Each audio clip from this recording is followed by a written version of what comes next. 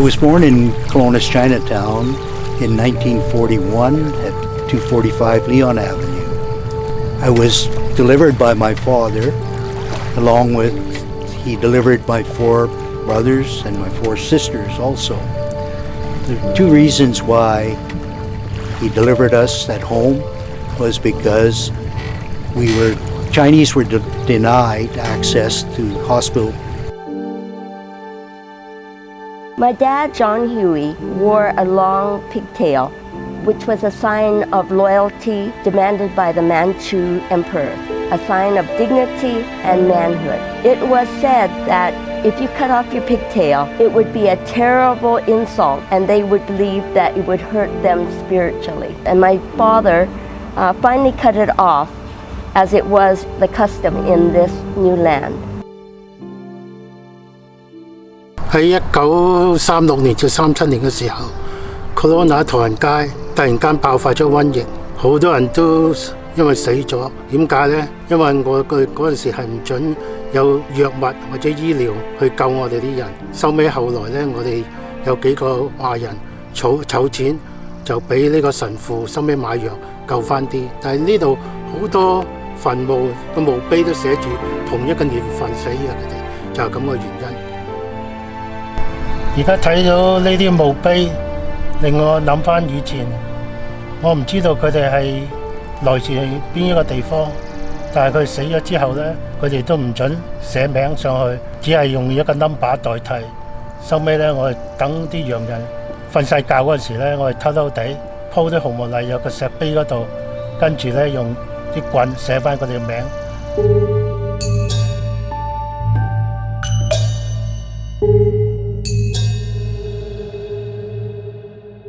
即係我兒喺北角咧，都係嗰100幾年嚟嘅。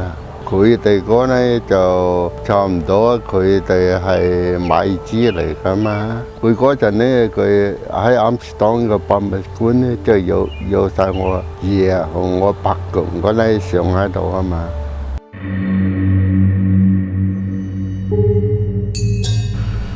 義氣團結，忠誠救國，義入隨家人，一拜江山千古壽，三河合水萬年流。呢張係我太公嘅人頭稅，當年嚟加拿大起鐵路，全加拿大係有91000張人頭稅，係由50蚊至500蚊。佢哋嘅薪金係1個2毫半一日。佢哋俾個人頭稅係可以起多3條鐵路。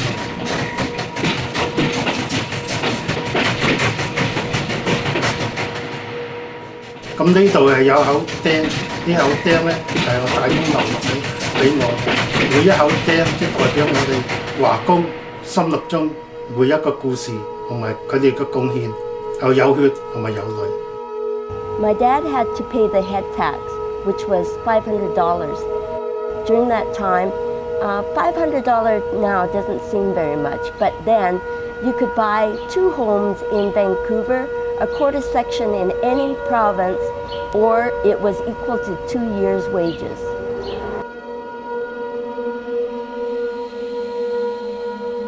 最早之前呢，未起鐵路之前，我哋啲華工呢，啲華人喺度呢係撈金先嘅，咁收尾先起鐵路。咁喺左邊同埋右邊 Mission Creek 咧，就有啲印第安人捉啲三文魚咧，佢哋就喺嗰度 smoke 嘅。Well, I came to Canada in 1954. I was 4 years old. We were very poor back those days, but like you said, hardship. Like my sister there, when we came to Canada. When my sister broke the baby bottle, we never had enough money to buy a bottle for her. So we borrowed, what was it back then? It was 50 cents from another Chinese people we know. And my mom sent me uptown to buy a baby bottle. On the way home, I broke it. So we never had money to buy her a baby bottle.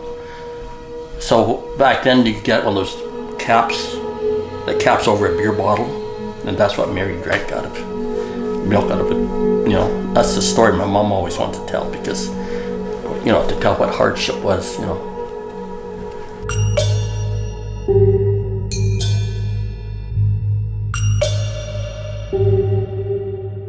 嗰陣呢講100年前嗰陣呢，就喺啱士當呢，上起碼要800人啊，700人啊，中國人啊，差唔多全部係耕耘㗎。中勤呢，佢每隔5個院子啊，6個院子一竇啊，就佢種咗後咧，就每食過第一寸啦，就俾泥冚一寸啦，第一寸俾泥冚一寸啦，差唔多呢向勤咧喺度白色嘅。你老一輩嘅，你問下佢最出名係乜嘢啊？佢多數人都知道啊。啱士當嘅香芹最出名喺加拿大啊嘛。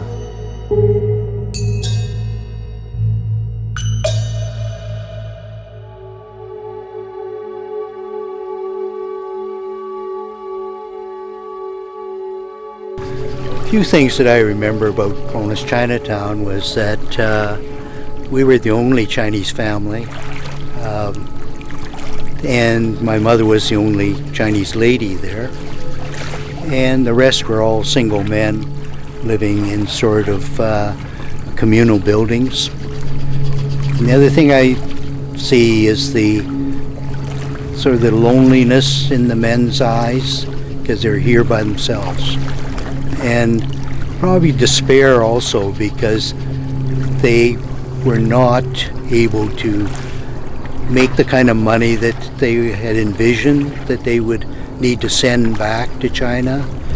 And then there was no hope that their families would ever be able to join them.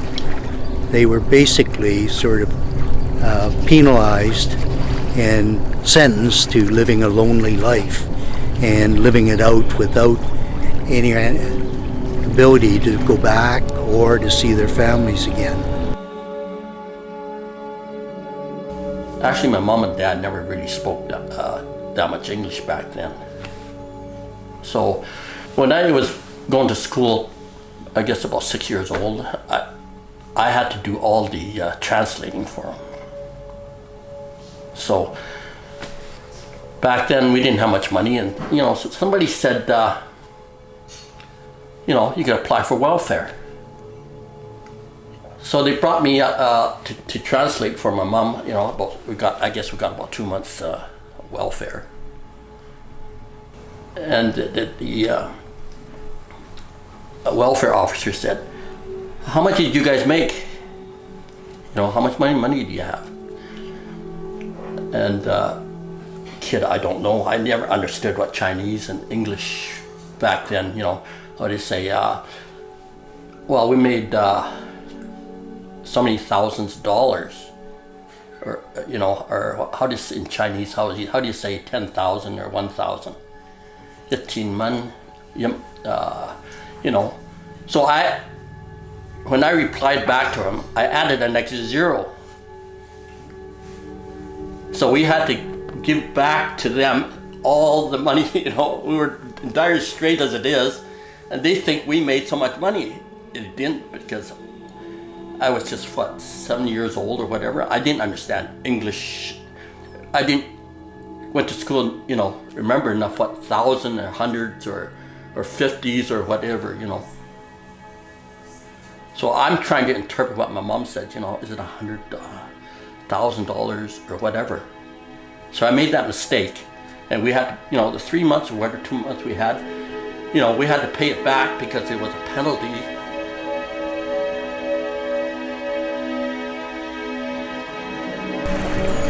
When my parents came to Canada, and they weren't really welcomed here, but they had come here to try and make a fortune, to try and bring their families and others over here. But once the railway was built and the government tried to stop the inflow of any more Chinese, it was a very difficult period for those Chinese that were in Canada. 至到2014年，我哋嘅前任省長就向我哋啲華工道歉，多謝佢對我哋嘅貢獻同埋犧牲。咁呢面呢，就係首面嘅紀念碑，全加拿大第一面。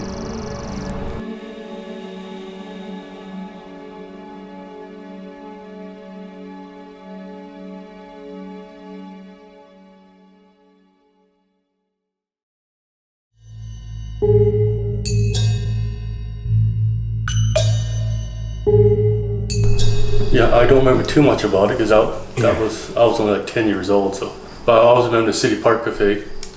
We go there probably once every couple weeks. Yeah, for a good old steak dinner. That was his number one meal. Good old-fashioned steak dinner. The City Park Cafe. Well, all I remember about that is where the kitchen was and where the cook was. And then he had a big room, I think, and used to have parties in there. And I think there's a well-known picture floating around Kelowna where it shows 3 people there, and one is my dad, one is the owner, and there's another orchardist. Right. And that's about all I remember of the place. It had good steak. Yeah. We never had steak at home. There was one section there that the occasions did come, and that was a City Park Cafe. It was renowned for its 99-cent steak sandwich, and it had a unique setting because it had booths which you could go in and then pull the curtains across and have your own private little area. Canadians back then, we, until now, we had lots of good people. Lots, like I said, they brought us a chicken coop. We live in a house. And then another party gave us pipes. My mom and my dad dug, they don't have backhoes or anything like that. And they built, brought water into the farm here. And then the city, he brought gravel in for us to make the highway. And then, like I said, the other party that gave us, sold us the property, and he was real good. He said, whatever you could afford to pay for this property. And then, if you could afford so much, fine. If not, it doesn't matter. And, how we are Chinese people, we always pay our debt no matter what, right?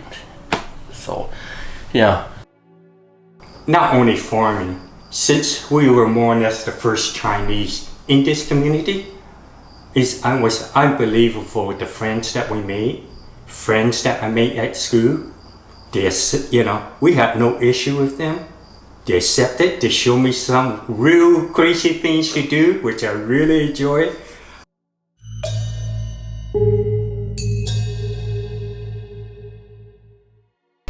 I think they had the vision that things would be better. Myself, after seeing what my parents went through, they paid an awful price for the life that I experience today.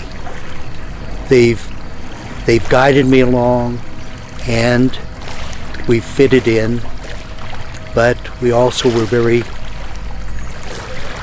lawful and with dignity have overcome the discriminatory and racist attitudes that existed when they first came.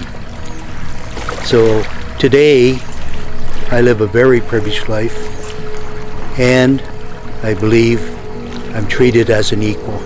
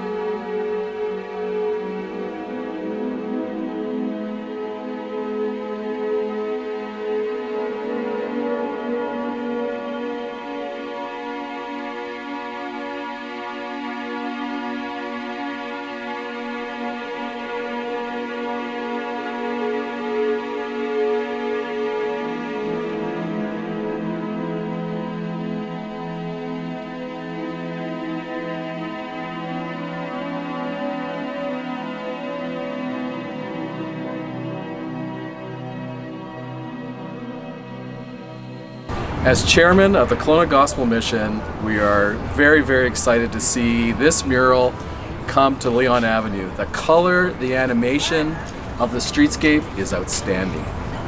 And as executive director, I'm excited not only are we celebrating the great history of the Chinese people here in Kelowna, but we're also creating a gift for the entire community and making a beautiful environment for the people we serve.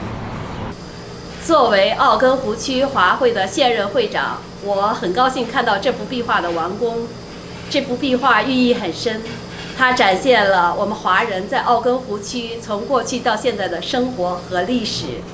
那我希望居住在我们奥根湖区的所有人和来我们这边旅游的人都能看到这幅壁画，从这幅壁画中了解我们华人在奥根湖区的历史和生活。我是奥根华家协会第1任会长和义务行政主管。在2016年，我们发动这个历史性壁画的项目之后，取得会员的支持，并且取得了 City of Kelowna Central Okanagan Foundation 和 BC Multiculturalism 的财政资助。在此，我要感谢Kelowna Gospel Mission 提供他们的建筑来题成壁画，并且感谢壁画艺术家查尔斯·乔的卓越贡献。The painting of this beautiful mural and the flowers in this courtyard are pictures of the seeds of hope for the future that we try to plant in the lives of the people we serve every single day.